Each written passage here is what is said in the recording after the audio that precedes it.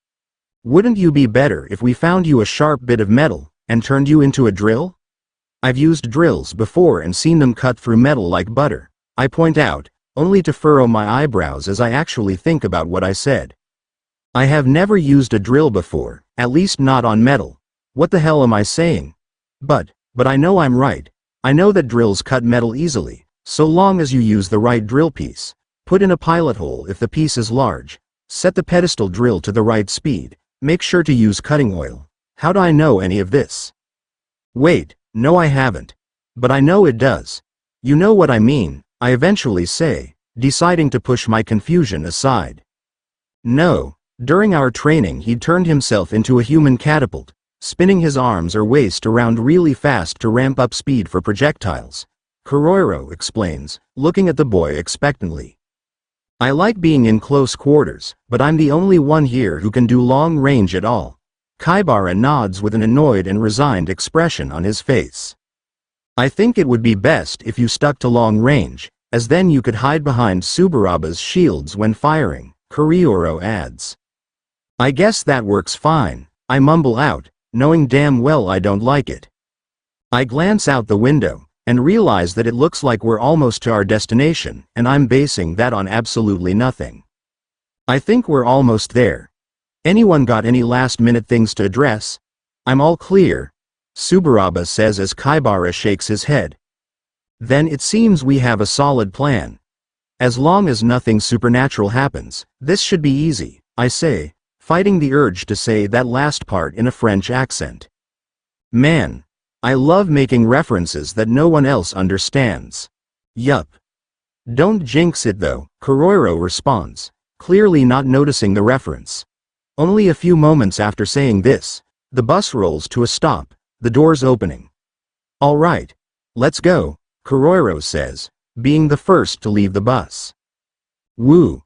Let's do this. Subaraba cheers as he follows, Kaibara and myself not being far behind. With everyone off the bus, we head towards where the city's entrance is. I glance around.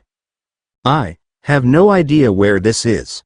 Was it mentioned in the speech where this was? Hell if I know. Everyone ready? Present Mike's voice declares from an overhead PA. Sure, about as ready. I begin to speak, only to be cut off. Then G-O-O-O-O, bitch. I mutter at being cut off. I glance around, taking note that Kuroiro has already taken off, speeding away from the group to do recon. All right, we'll remain here till he gets back. Don't want him to waste time looking for us, I say to the other two. Geez, that was fast. Hopefully he's as quick coming back as he is leaving, Subaraba says. Hey. Boat chicka wow wow. I hate having to just stand around, Kaibara muses as he crosses his arms. Silence falls over the group for a bit. Once again, I decide to be the one to break it. Sue, anyone know when the sports will be starting? I casually question the others. You mean like the recreational ones? Kaibara asks. I mean actual sports. They called this thing the Sports Festival, and I haven't seen a single game of cricket or footy. Just climbed a tower and now have to rescue hostages. Seems like false advertising to me, I respond. And ain't that a bitch, huh? I want to kick the footy around. I bet Sato could hit a hell of a kick. Cricket? Footy? You're an SI, aren't you? Subaraba asks. Odd assumption to make, maybe I'm just Australian. But yes, I am an SI. I respond to his inquiry with all the tact of a bull. That's not really what I meant by that, but he begins to speak, only to be cut off as Kuroiro returns, popping out of nowhere. Hate to interrupt, but I found 6 different hostages and a lot more robots, he informs the group. Finally, the action, Kaibara declares with a grin. That was fast. Where are they? I question, ready to move. With that, Kuroiro begins to lead the way, walking slowly at first, and gradually increasing his speed. Sato is built differently though, so I have no trouble keeping up. The others seem to be keeping up as well, thankfully. There's 3 in a large street crossing, with many more robots guarding them. The rest are in buildings. I suggest we go there first, as our group lacks the firepower to take on that many robots. Alright, we can work with that. We'll save those ones for last then, so I can use my quirk to take them out without worrying about the side effects later. Let's pick up the pace, we don't have much time, I declare, knowing damn well that I'm going to have to save that for the last minute. After a few seconds of running, Kuroiro guides everyone into a building. Luckily we avoid being spotted by a robot at the end of the street. He goes partially into his shadows, and begins using them to move faster, going further into the building before returning with a hostage bot. The other two are over there. Up 2 floors, make 2 rights, he explains, pointing up the stairs. My greatest enemy, stairs. Stairs. Alright, I'll go grab them, I say, before I begin to hurry up the stairs, taking them 2 at a time. Alright. Up 2 floors, make 2 rights, here I am. The robots are laying by the wall, both seemingly in decent condition. I inspect them quickly, taking note of their lack of injuries. Alright. Here comes the hard part. With that said, I pick up one of the robots, carefully placing them over my shoulder, making sure not to damage it. I pick up the other, and place it over my other shoulder. Hell, these weigh as much as a sack of wet bricks, I mutter as I begin moving, being careful not to jostle the hostage bots too much as I make my way back down the stairs. I arrive back on the first floor, noting that Subaraba is gone. Got these ones, I declare. With that, things pick up. Kuroiro gives me a list of locations with unguarded hostage bots, and sends me on my way with an agreement to meet up at the safe zone with only a few minutes left. The others handle the robots with guards, since I don't have the firepower to handle them. The first hostage is found hiding in a closet. Due to their small size, it's easier for me to carry them both at the same time to the safe zone. The next is a duo of bots guarded by a large, broken robot in a warehouse of sorts. Apparently, Kuroiro had already taken apart the power source of the large robot before guiding us all there. Next is a trio, similar to the first ones, which Kuroiro stumbled across himself hiding in an alley. I managed to carry 2 over my shoulders and 1 on my back. If I was a lesser man, I wouldn't be able to do any of this, but my brothers always loved piggybacks. I try to ignore the memories this all brings up. I can't focus on that now. I'll see them all again, one day, but for now, I'm here. After handling those robots, I make my way to the safe zone, regrouping with the others. They all look, well, not perfectly, there's definitely exhaustion, but it's clear that I did more heavy lifting and exercise than the rest of them.